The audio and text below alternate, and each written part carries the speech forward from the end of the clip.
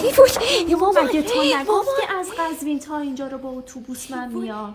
خب با ماکسیم اومدم، چی شده مگه؟ ماکسیم ماشینای مدل بالا میفرسته دنبال تو؟ با توجه به تیپت واسط ماشین میفرسته. ماکسیم برای تو دست کون میده میره؟ اینا امتیاز میگیرن با توجه به رفتارشونا، مجبورن خوب رفتار کنن. اینم طوری کرد مثلا بای بای نکرد، اینطوری یا علی گفت و رفت. بعد تو بوس میفرستی برای راننده؟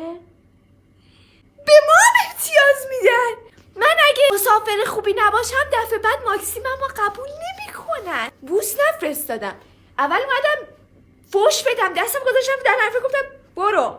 لابا خدا تو منم پول چیز نه دادی نه بچه نه مگه بد نه نگفتم با اتوبوس مامان نرخ برگرد. پیشنهادی داره ماکسیم، یعنی با توجه به هر بودجه تو میتونی تنظیم کنی که چه نرخی رو بدی. اگه از کد تخفیف تینا استفاده کنی به تخفیف میده. بعد با تیکه تیکه تا دم در خونه را میاد.